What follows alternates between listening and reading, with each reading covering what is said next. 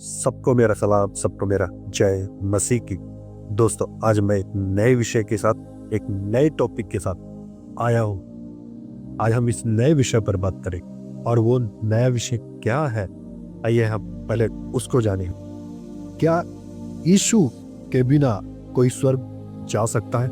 Question mark. इसी topic पे आज हम चर्चा करेंगे और सीखेंगे क्या सत्य है।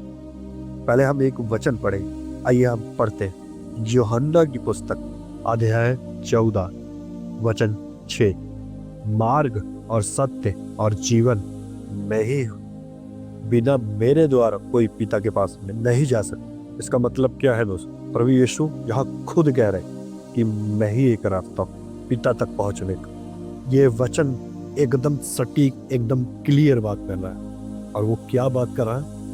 यीशु ने ये नहीं कहा कि मैं भी एक रास्ता हूँ, उसने कहा मैं ही मार्ग। ये आपको समझना होगा। प्रभु यीशु ने साफ क्लियर किया कि मैं ही हूँ, मेरे बगैर कोई पिता के पास नहीं जा सकता।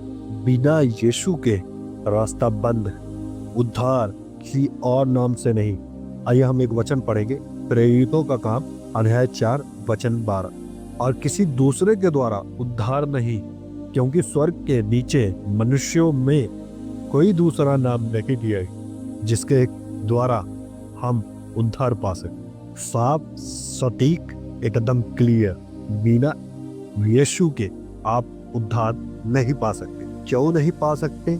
आपको ये पता होना चाहिए कि जब से पृथ्वी स्टार्ट हुई, पहला आदम जिसने पाप किया, उसके बाद से जितने भी मनुष्य निकले वो आदम के ही बीच से पापी निकले, और उन्होंने धरती पर रहते पाप किया। परमेश्वर ने एक नियम बनाया था उन दिनों में। पुराने दिनों में क्या होता था कि लोग निर्दोष जानवरों की बलि दिया करते थे। जिन जानवरों पे कोई दोष ना हो, उनको वो अपने पाप के खातिर टेम्परेरी मारा करते थे, जो उनके पाप को नहीं खत्म करता था। पाप उनका परमेश्वर के सामने ढांपता था।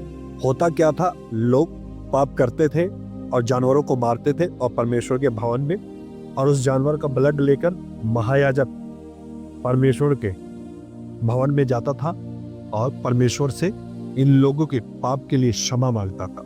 और वो एक टेम्परेरी था। पाप वहां खत्म नहीं होता था, तो उसको पाप परमेश्वर की नजर में ढप जाता। अब आपको ये जानना है कि यीशु पृथ्वी पे क्यों आए थे, क्या मकसद था उनका आने। परमेश्वर को चाहिए था कि पूरी मानव जाति के एक ही बार पृथ्वी में ब्लड बहाया जाए, ताकि उसके विश्वास के द्वारा लोग बच सके। इसको परमानेंट करने के लिए प्रभु यीशु मसीह को इस पृथ्वी पे आना पड़ा, और उन्होंने अपने आप को उस क्रूस पर पूरे मानव जाति के लिए अपने आप को बलिदान किया, ताकि जो कोई इस पर विश्वास करे वो नाश ना हो। आइए हम कुछ वचनों से भी इसको सटीकता से जानें। पाप और स्वर्ग के बीच की एक दीवार क्या थी? रोमियो की पुस्तक अध्याय 3 वचन 23। क्योंकि सब ने पाप किया और परमेश्वर की महिमा से रही। पूरी मानव जाति ने परमेश्वर की नजर में पाप किया है, और वो परमेश्वर से एकदम दूर हो गया। रोमियो की पुस्तक अध्याय 6:23 क्या कहता है? पाप की मजदूरी तो मृत्यु है। अब सवाल ये उठता है कि अगर सब पापी हैं तो पाप हटाएगा कौन? अभी जो मैं बात कर रहा था कि सिर्फ यीशु का लहू हमें पाप से धोता है। एक वचन से हम इसको पुष्टि करेंगे।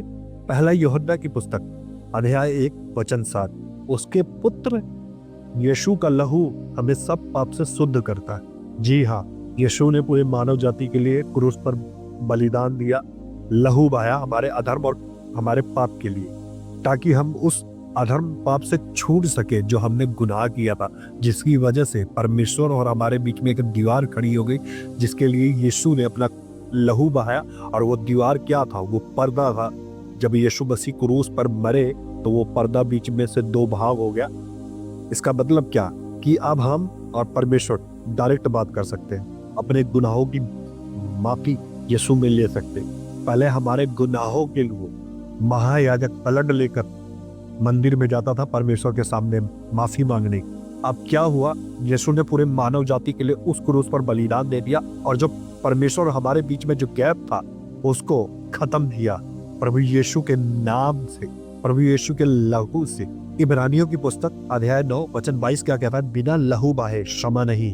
तो इसका मतलब ये है कि बिना लहू बहे माफी ना तब थी ना अब है। इसलिए वहां पे बहुत से जानवरों की बलि दी जाती थी, ब्लड बहुत बहता था, तो परमेश्वर ने उसको खत्म करके धरती पर प्रभु यीशु मसीह को भेजा ताकि एक ही बार लहू बहे, जिससे पूरा मानव जाति उद्धार पा सके और बच सके। ना तो आपका पाप कर्म से खत्म होता है, ना दान से, ना धर्म से। आपका पाप यीशु के लहू से ही और उस पर विश्वास करने से ही खत्म होगा।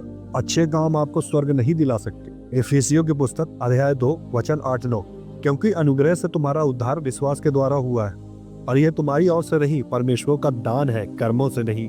जी हाँ, हमारा उद्धार यीशु मसीह के द्वारा है। हम जो विश्वास करते हैं, ईमान लाते हैं, हमारा उद्धार वही होता है। ये परमेश्वर की हम पर दया है दोस्त, जो उसने हम पर किया है।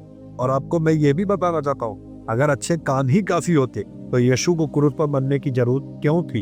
आज लोग सोचते हैं कि हम किसी को खाना खिला दे रहे हैं, किसी को पैसे दे दे रहे हैं, हेल्प कर दे रहे हैं, सपोर्ट कर दे रहे हैं, तो हम स्वर्ग चले जाएंगे। नहीं दोस्त, अब नहीं जाओ। बिना यीशु पे ईमान लाए अब नहीं जाओ। क्यों? क्योंकि उसने 2026 साल पहले पूरे मानव जाति के क्रूस पर अपने बलिदान किया। बिना एक्सेप्ट करे कि उसने हमारे लहू बहाए, आप स्वर्ग नहीं जा सकते।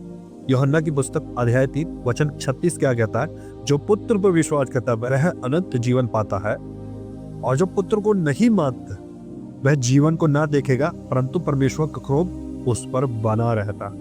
वाह, कितनी अच्छी बात लिखी है दोस्त। जो पुत्र पर ही विश्वास नहीं करता और जो उसको भी मानता ही नहीं है, अनंत जीवन उसके पास है ही नहीं। पर जो उस पर विश्वास करता है, अनंत जीवन उसका है, और परमेश्वर का क्रोध उस पर से हट जा। परमेश्वर हम पर दया करता जब हम यीशु पर ईमान लाओ और अपने गुनाहों को एक्सेप्ट करते हैं कि उस प्रभु ने हमारे लहू बहाया, हम जैसे पापियों की भी लहू बहाया, वो दुख दर्द सहा ताकि हम बच जाए और अनंत जीवन पाए। ये वचन सुनने में कठोर है, पर यही सत्य है, क्योंकि मार्ग, सत्य और जीवन हम सबका प्रभु यीशु है। प्रकाशित वाक्य की पुस्तक अध्याय 22 वचन 13, मैं अल्फा और ओमेगा, पहला और पिछला, आदि और अंत। जी हाँ, यीशु ही आदि अंत, उसके बगैर कुछ नहीं हो सकता। दोस्तों, इन वचनों से हमने क्या सीखा? हमने ये सीखा कि परमेश्वर हम हमसे कितना प्रेम करता है। सोचो, वो स्वर्ग छोड़कर धरती पर मानव रूप धारण कर उसने हमारे लिए कितना कष्ट सहा, ताकि हम उस पाप से छूटकर परमेश्वर से हमारा मिलाप हो सके। कि यदि ये संदेश आपने सुना, आपने पछताया, तो आज ही रिपेंट करें, प्रभु यीशु पे ईमान लाई और अपने गुनाहों की माफी मांगे। प्रभु यीशु मसीह आपको माफ करेगा और आपके पाप को मिटा देगा, आपको परमेश्वर से मिला देगा। दोस्तों, मेरा संदेश यही तक था। आशा करता हूँ ये मेरा संदेश आपको अच्छे से समझ आया होगा और आपकी आत्मिक उन्नति हुई हो। मैं फिर आऊंगा एक नए विषय के साथ, एक नए टॉपिक के साथ। सबको मेरा सलाम, सबको मेरा जय मसीह की।